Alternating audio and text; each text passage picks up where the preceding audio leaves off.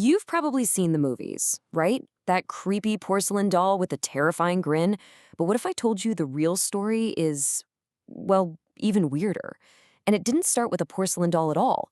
It started with a simple Raggedy Ann doll. So let's get into the true and honestly deeply unsettling case of the real Annabelle doll. So picture this.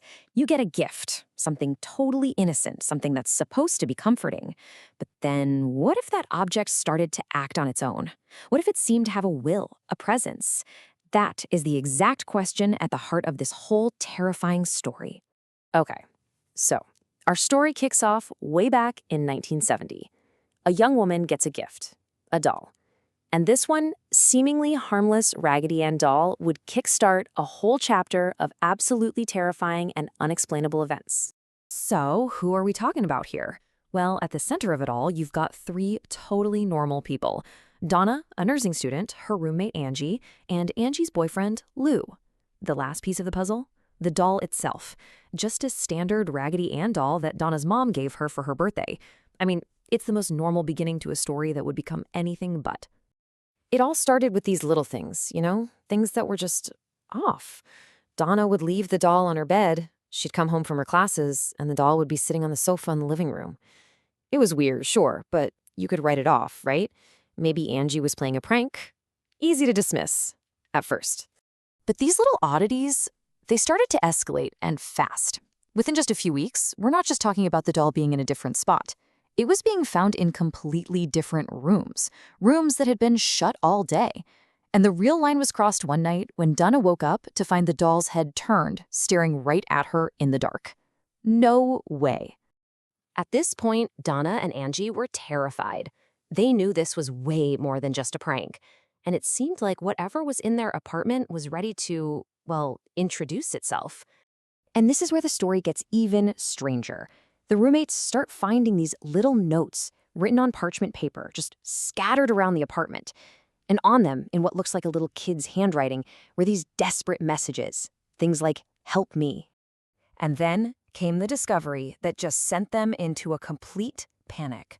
Donna notices something on the doll itself, this reddish liquid that looked an awful lot like blood, just seeping out of its fabric body. That was it. That was the last straw. They knew they needed help. So they called in a psychic medium. So the medium holds a seance, and she comes back with this incredibly tragic story. She says the spirit is a 7-year-old girl named Annabelle Higgins, who had actually died on the property years ago. Her lonely spirit had attached itself to the doll, and she felt safe and loved with Donna and Angie.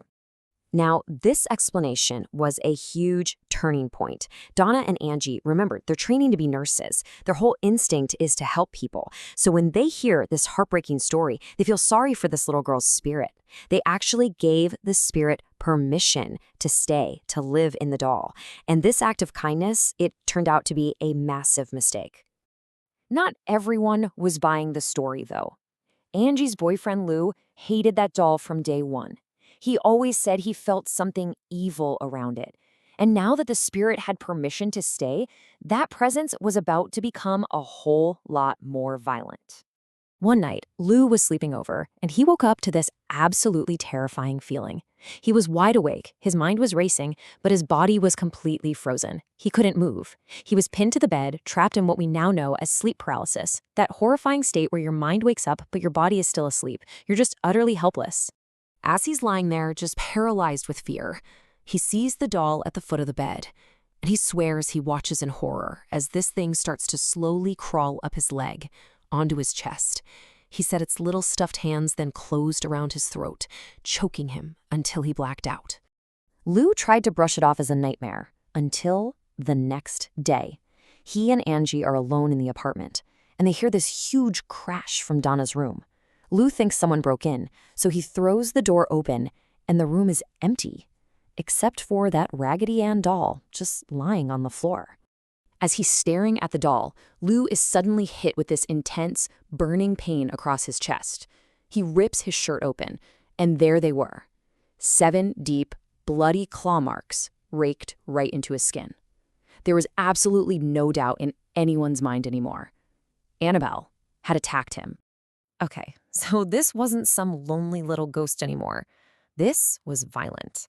Donna, completely terrified, finally called a priest who put her in touch with the famous paranormal investigators Ed and Lorraine Warren. And their investigation, it would uncover a truth that was so much more sinister than anyone could have possibly imagined.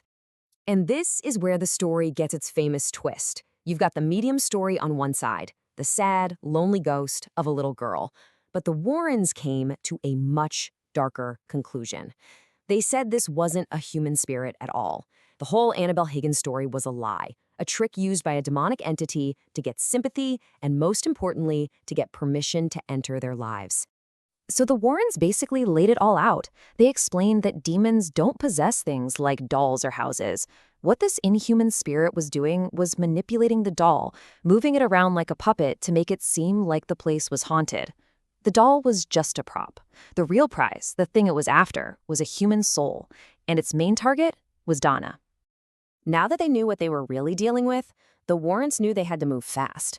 They had to cleanse the apartment and get that doll out of there for good. So they had a pretty clear plan. First, they brought in a priest to perform an exorcism, not on a person, but on the apartment itself, to clear out all that negative energy. And then, for everyone's safety, the Warrens took the doll with them to contain it.